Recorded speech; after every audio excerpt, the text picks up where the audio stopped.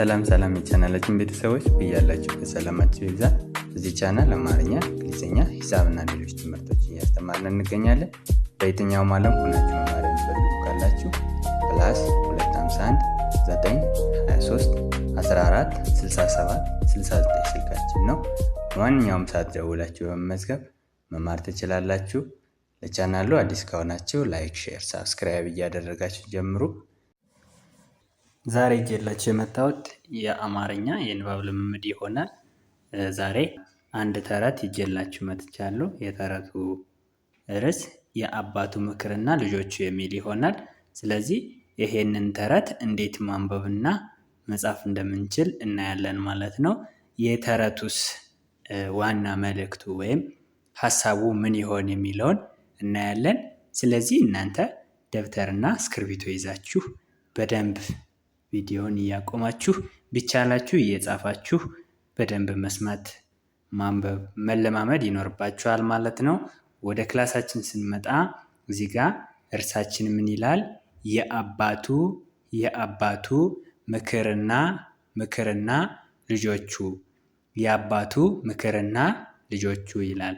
ስለዚህ መጀመሪያ ላይ እንደነገርኳችሁ ዛሬ የምናየው ተረት ነው ማለት ነው። ስለዚህ ወደዚህ ስንመጣ እንዴት ማንበብ እንደምንችል አንድ በአንድ ቀስ ባለ መልኩ እያነበብን እናያለን ማለት ነው። አብሮ እናነብ። አንድ አባት ሶስት ልጆች ነበሩት። እነዚህ ቃላትን አጣምረን አንድ ላይ ስናነብ አንድ አባት ሶስት ልጆች ነበሩት። አንድ አባት ሶስት ልጆች ነበሩት። 4 ነጥብ። እነዚህ ልጆች ሁልጊዜ እርስ በራሳቸው ይጣሉ ነበር። እነዚህ ልጆች ሁልጊዜ እርስ በራሳቸው ይጣሉ ነበር። አንድ አባት ሶስት ልጆች ነበሩት። እነዚህ ልጆች ሁልጊዜ እርስ በራሳቸው ይጣሉ ነበር። አባትየው ሊመክራቸው ቢሞክርም ሊሰሙት አልቻሉም። አባትየው ሊመክራቸው ቢሞክርም ሊሰሙት አልቻሉም። አንድ ቀን አንድ እስር የደረቁ እንጨቶችን እንዲያመጡ አዘዛቸው። አንድ ቀን አንድ እስር የደረቁ እንጨቶችን እንዲያመጡ አዘዛቸው። አንድ አባት ሶስት ልጆች ነበሩት። እነዚህ ልጆች ሁልጊዜ እርስ በራሳቸው ይጣሉ ነበር። አባትየው ሊመክራቸው ቢሞክርም ሊሰሙት አልቻሉም። አንድ ቀን አንድ እስር የደረቁ እንጨቶችን እንዲያመጡ አዘዛቸው።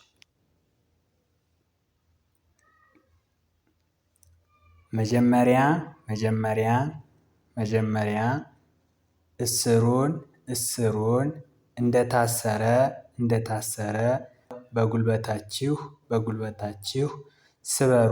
ስበሩት አላቸው። መጀመሪያ እስሩን እንደታሰረ በጉልበታችሁ ስበሩት አላቸው። ሶስቱም ልጆች ተራ በተራ ቢሞክሩም የታሰረውን እንጨት ሊሰብሩት አልቻሉም። መጀመሪያ እስሩን እንደታሰረ በጉልበታችሁ ስበሩት አላቸው።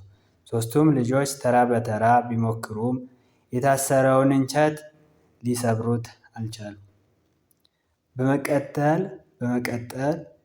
አባትየው እስሩን ፈታና እንጨቶቹን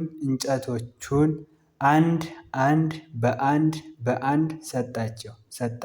በመቀጠል አባትየው እስሩን ፈታና እንጨቶቹን አንድ በአንድ ሰጣቸው።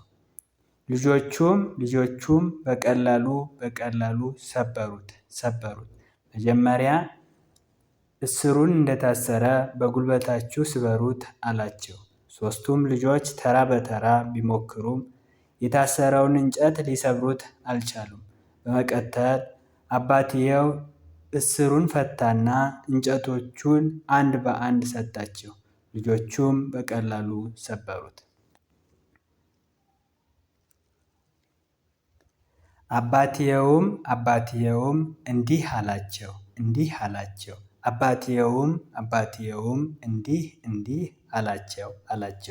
አባትየውም እንዲህ አላቸው። ልጆቼ እንደታሰረው እንጨት አንድ ከሆናችሁ ማንም ሊሰብራችሁ ወይም ሊያሸንፋችሁ አይችልም። ከተለያያችሁ ግን እንደነዚህ እንጨቶች በቀላሉ ትሰበራላችሁ። አባትየውም እንዲህ አላቸው። ልጆቼ እንደታሰረው እንጨት አንድ ከሆናችሁ ማንም ሊሰብራችሁ ወይም ሊያሸንፋችሁ አይችልም። ከተለያያችሁ ግን እንደነዚህ እንጨቶች በቀላሉ ትሰበራላችሁ። ኦኬ። የተረቱ መልእክት አንድነት ኃይል ነው የሚል ይሆናል። አንድነት ኃይል ነው። አንዴ ሙሉን በአንድ ፓራግራፍ መልክ ሳነብላችሁ የአባቱ ምክርና ልጆቹ። አንድ አባት 3 ልጆች ነበሩት። እነዚህ ልጆች ሁልጊዜ እርስ በራሳቸው ይጣሉ ነበር። አባትየው ሊመክራቸው ቢሞክርም ሊሰሙት አልቻሉም። አንድ ቀን አንድ እስር የደረቁ እንጨቶችን እንዲያመጡ አዘዛቸው። መጀመሪያ እስሩን እንደታሰረ በጉልበታችሁ ስበሩት አላቸው። ሦስቱም ልጆች ተራ በተራ ቢሞክሩም የታሰረውን እንጨት ሊሰብሩት አልቻሉም። በመቀጠል አባትየው እስሩን ፈታና እንጨቶቹን አንድ በአንድ ሰጣቸው። ልጆቹም በቀላሉ ሰበሩት። አባትየውም እንዲህ አላቸው። ልጆቼ እንደታሰረው እንጨት አንድ ከሆናችሁ ማንም ሊሰብራችሁ ወይም ሊያሸንፋችሁ አይችልም። ከተለያያችሁ ግን እንደነዚህ እንጨቶች በቀላሉ ትሰበራላችሁ። የተረቱ መልእክት አንድነት ኃይል ነው የሚል ይሆናል ማለት ነው። ስለዚህ የዛሬ ክላሳችን ይህንን ይመስላል። የአባቱና የልጆቹ መልእክት የተመሰረተ አንድ ተረትን አንቤላችኋለሁ። ከንባቡ ተነስተን ደግሞ ዋና የንባቡ the main point of paragraph የምንለው የንባቡ ዋና ሀሳብ ደግሞ አንድነት ኃይል እንደሆነ በደንብ አይተናል ማለት ነው። እንደተረዳነው እንግዲህ ሰውየው ልጆቹን በምን አይነት እንደመከረ የታሰሩ እንጨቶችን ሰጥቶ እነዚህ እንጨቶችን ስበሩ አላቸው፣ አካታቸው። ከዛ በመቀጠል ደግሞ የብቻ አድርጎ ማለትም አንድ በአንድ እንጨቶችን እየሰጠ ስበሩ ሲላቸው በቀላሉ መስበር ችሏል ማለት ነው። እንግዲህ እዚህ ዓለም ውስጥ ስንኖር አንድነት ኃይል አለው። የሆኑ ነገሮችን ለማድረግ በአንድነት ሲሆን በጣም ኢዚ ነው። አንድነት ሲሆን ማንም በመሃል ላይ ገብቶ ሊበጠብተን አይችልም። ግን የብቻ ስንሆን ግን በቀላሉ እንሰበራለን ማለት ነው። ስለዚህ አንዱ ለአንዱ አስፈላጊ ነው የሚል መልእክት አለው ማለት ነው። የዛሬ ክላሳችን ይህንን ይመስላል። ቪዲዮ ከተመቻችሁ ላይክ፣ ሼር፣ ሳብስክራይብ ማድረግ እንዳትረሱ። እንዲሁም አማርኛ፣ እንግሊዝኛ፣ ሂሳብ እና ሌሎች ትምህርቶችን በየትኛውም ዓለም ሆናችሁ መማር የምትፈልጉ ካላችሁ +251 923 14 67 69 ስልካችን ነው። ማንኛውም ሰዓት ደውለው በመመዝገብ ቀንም ሆነ ማታ አማርኛ፣ እንግሊዝኛ፣ ሂሳብ እና ሌሎች ትምህርቶችን ማወቅ ይችላሉ። በቀጣይ ክላስ ከምንገናኝ በያላችሁበት ሰላማችሁ ይብዛ። ቴንክ ዩ ፎር ዋቺንግ። ባይ ባይ።